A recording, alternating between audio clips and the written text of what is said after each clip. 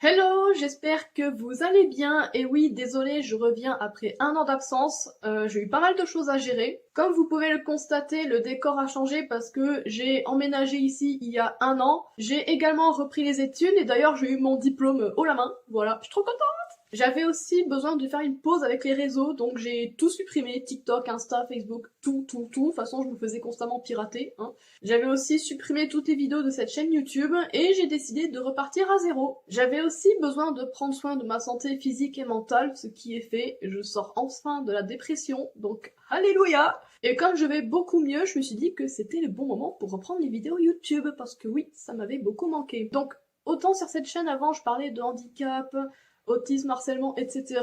Maintenant, cette chaîne sera uniquement dédiée aux champignons. D'ailleurs, si ça vous intéresse, j'ai une page Insta uniquement dédiée aux champignons, donc c'est des photos que j'ai prises moi-même, ou vidéos avec des descriptifs, etc.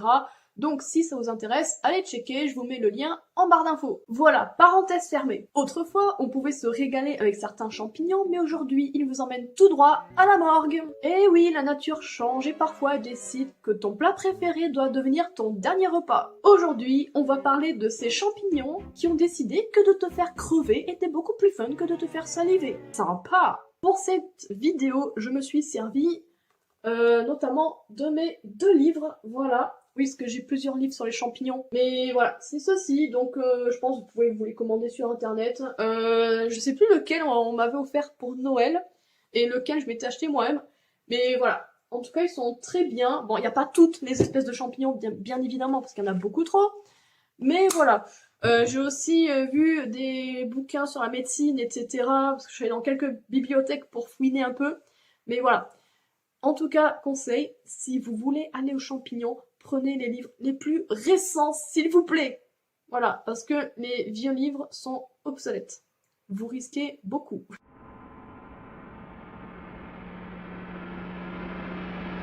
Le premier spécimen dont je vais vous parler est le Tricolome équestre, j'espère que je le prononce bien.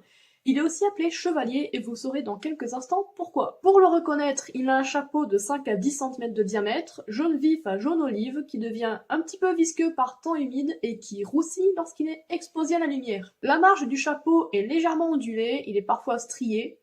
Les lames sont serrées, jaune vif à jaune citron. Le pied, quant à lui, est haut de 6 à 10 cm, jaune, comme les lames, ferme, trapu, fibrileux et qui s'épaissit vers la base. Il pousse de la fin de l'été, mais surtout en automne, voire même jusqu'aux premières gelées, dans les forêts de pins et d'épicéas, et surtout dans le sud-ouest de la France. À savoir qu'autrefois, il était très consommé dans le sud-ouest de la France, et même vendu sur les marchés, et on disait qu'il était digne de la table des chevaliers, d'où son nom. Et malheureusement, entre 1992 et 2000, il y a eu 12 cas d'intoxication très graves, dont 3 qui ont été mortels. Mais qu'est-ce que ce champignon peut bien provoquer, dis donc? Alors ce champignon, il est incroyablement fourbe, parce que les effets ne viennent pas tout de suite. Voilà, ils peuvent venir quelques jours après l'ingestion. Et je peux vous dire que vous allez déguster, sans mauvais jeu de mots. Alors, ce champignon va provoquer une grande fatigue, des douleurs musculaires, une urine assez foncée, des vomissements, la coulante sans les chocs à pic, la chiasse. Mais ce n'est pas tout! J'ai gardé le meilleur pour la fin, vraiment c'est pépite. Parce que oui, en effet, ce merveilleux champignon, cette beauté de la nature, vous provoque une rhabdomyolyse. En gros, c'est la destruction des cellules musculaires et donc des fibres musculaires, et tout ça à cause de certains composés présents dans le champignon qui n'ont pas été totalement identifiés. Voilà, on sait pas trop de quoi il s'agit. On sait juste que ce sont des myotoxines, donc en gros des toxines nocives pour les muscles.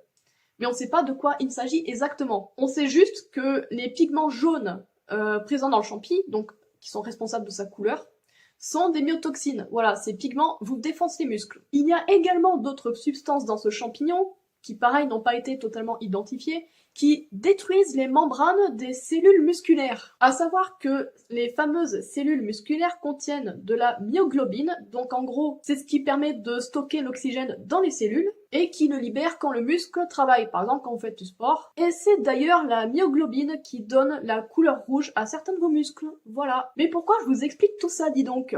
Ben en fait, le problème quand on mange ce champignon en grosse quantité, c'est que comme les cellules musculaires éclatent, eh bien ça libère une trop grande quantité d'oxygène dans le sang, ce qui n'est pas bon du tout. Et en fait, le corps essaye de l'éliminer, donc en passant par les reins, Mais les reins ne seront pas capables d'éliminer tout ça et donc ça va les détruire. D'où les urines foncées quand vous mangez ce champignon. Donc pour résumer, tu te régales en mangeant ce champignon, ça libère une toxine qui détruit les cellules des fibres musculaires, qui vont libérer une trop grosse quantité d'oxygène dans le sang et qui vont niquer tes reins. Et malheureusement, comme j'ai dit tantôt, certains en sont morts. Il est temps pour moi de vous parler du Paxi enroulé. Pour le reconnaître, il a un chapeau de 5 à 15 cm, parfois un peu plus, beige à brun avec quelques légers reflets rougeâtres dessus.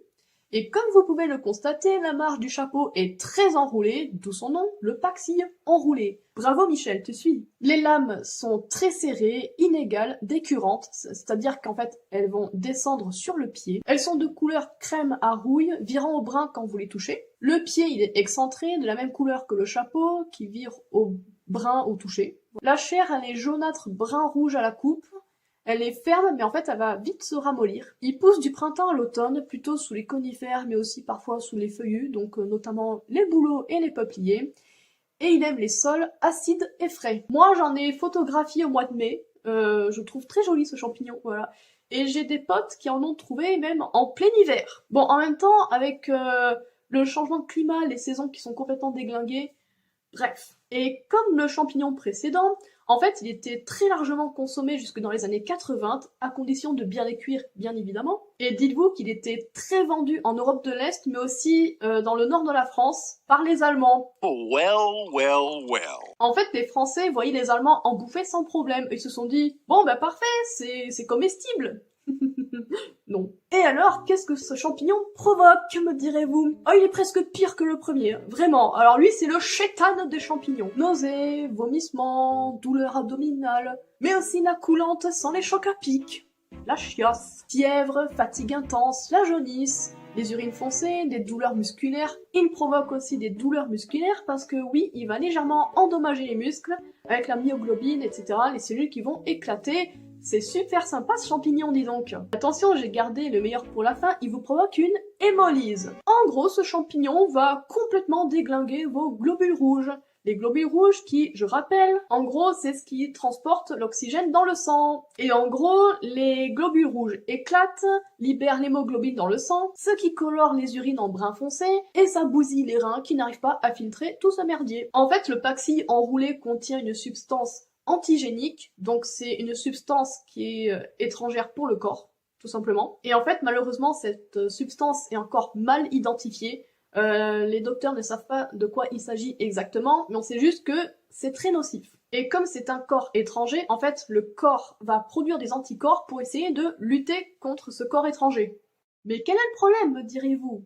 Eh bien, le problème, c'est que cette toxine se fixe sur les globules rouges, et donc les anticorps vont attaquer les globules rouges pour essayer de lutter contre ce corps étranger. Et c'est comme ça qu'est provoquée l'hémolyse. Voilà, la destruction des globules rouges. Et ensuite, c'est le choc hémolytique, donc vous avez une chute de tension, les reins qui font ciao, et ensuite c'est la mort. Caput. Mais en fait, ce champignon, comme j'ai dit tantôt, il est vraiment très fourbe, c'est le chétan, parce que vous pouvez en manger plusieurs fois et n'avoir aucun effet, et un jour vous en mangez tranquille et paf, direction la morgue. Bref, donc si vous allez aux champignons, s'il vous plaît, faites hyper attention, vraiment. Ne mangez le champignon que si vous êtes sûr de savoir ce que c'est, que vous n'avez aucun risque. Je vais maintenant vous parler de la troisième espèce, qui est l'Helvel crépue, que je connais très bien. Pour la reconnaître, elle a un chapeau de 3 à 7 cm environ, très irrégulier, blanc crème à ocre jaune, je dirais. Le pied il est plutôt long, il peut faire jusqu'à 15 cm de haut. Il est blanc, puis crème, puis jaunâtre à maturité. Il est creusé de très nombreux sillons, comme vous pouvez le constater. La chair, elle est blanche, fine et cassante. Et l'helvel, en fait, elle pousse à la fin de l'été et en automne dans les bois clairs de feuillus, les bordures de sentiers, les lisières, les clairières. Bref, on peut la trouver dans pas mal d'endroits. Et comme les autres champignons, avant, elle était considérée comme comestible après une très longue cuisson. Et figurez-vous, j'en ai déjà bouffé! Parce que oui, en fait, c'est depuis toute petite que je m'intéresse aux champignons, pas les champignons magiques, espèce de petits margoulins, mais bon, la mycologie en général. Et j'avais déjà des livres sur les champignons, et je vous parle de ça, c'était il y a plus de 20 ans. Voilà.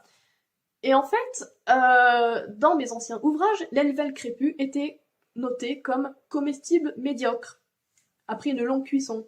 Et donc moi je me suis dit, bah comestible, il n'y a aucun risque. Alors moi, j'ai trouvé que le champignon était dégueulasse. Vraiment, j'ai pas aimé.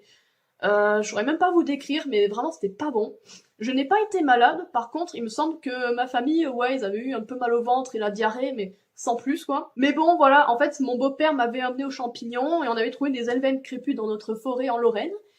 Et voilà, on avait cuisiné tout ça. Je recommande pas, surtout ce qui provoque, c'est pas agréable. Parce que oui, l'Elvel crépus contient des dérivés de la gyromitrine, donc une substance qui est présente dans la gyromitre, dont je vous parlerai juste après. Et en fait, ces substances vont se transformer en monométhylhydrazine, à tes souhaits, aussi appelée MMH, on va l'appeler comme ça, MMH, c'est plus simple. Et en fait, ces substances sont hautement toxiques, donc ça provoque des nausées, des vomissements, des douleurs abdominales, la chiasse, comme les autres champignons d'ailleurs, fatigue intense, vertige, maux de tête, tremblements, convulsions. Donc c'est vraiment pas agréable, voilà. J'ai quand même des potes qui en mangent là encore.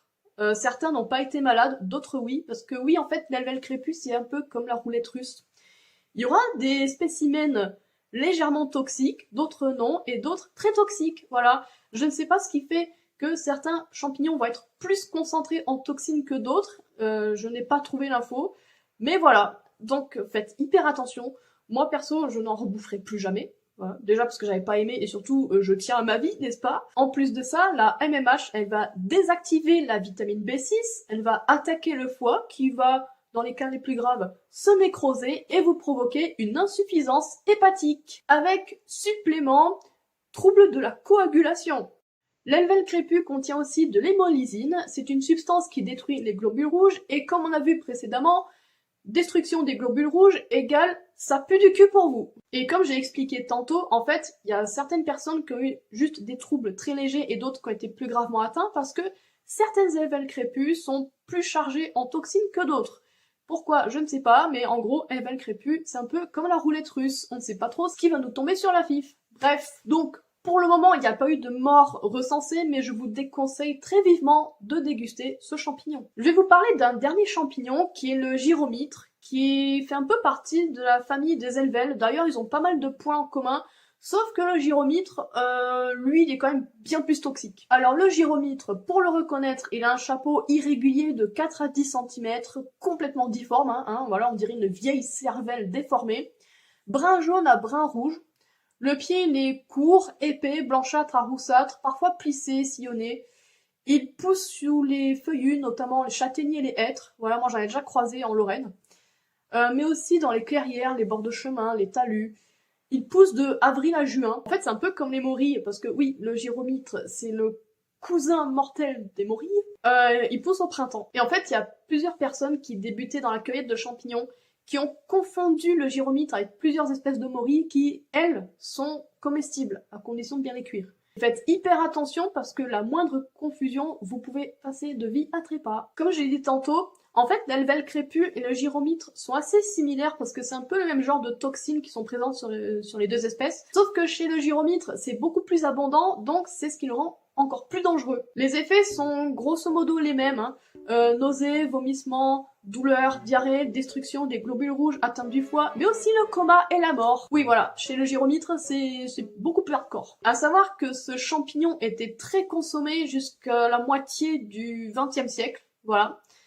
Et tout ça après une préparation très minutieuse. En fait, le gyromitre contient de la MMH, donc la même toxine qu'il y a dans l'Elvel crépus.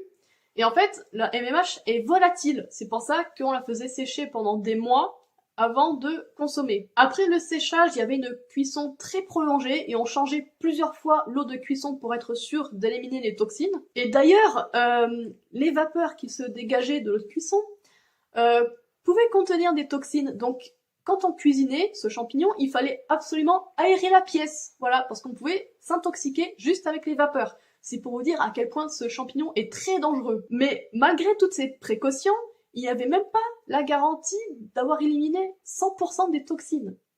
Voilà. Moi, je comprends pas, je suis désolée. On me dit qu'un champignon, faut le préparer très minutieusement, qu'on n'est même pas sûr qu'il soit comestible et on le mange quand même. Et en fait, ouais, ce champignon, il était très consommé en Europe du Nord, mais aussi en France, en Estonie, en Allemagne. Oui, je crois que nous, les Européens, on n'a aucun instinct de survie. Et comme j'ai dit plusieurs fois, en fait, ce champignon était considéré comme comestible après une très longue préparation très minutieuse. Et quand il y avait quand même des intoxications, on disait que c'était la personne qui avait sûrement mal préparé le champignon. Et c'est uniquement dans les années 20-30 que des docteurs scandinaves ont commencé à se poser des questions. Parce que même bien préparé, ce champignon provoquait de très graves intoxications. Et en fait, il y a eu plusieurs signalements, mais on ne savait absolument pas quelle toxine était en cause en fait. Mais ce qui est sûr, c'est que pour les médecins de l'époque, c'était pas dû à un microbe ou quoi que ce soit, c'était vraiment dû à une toxine présente dans le champignon. C'est uniquement dans les années 50 qu'on a découvert que c'est la gyromitrine qui foutait la merde et qui en plus était potentiellement mortel. D'ailleurs, malheureusement, il y a eu des décès confirmés dans les années 60 et 70, en France, Pologne et aussi en Finlande.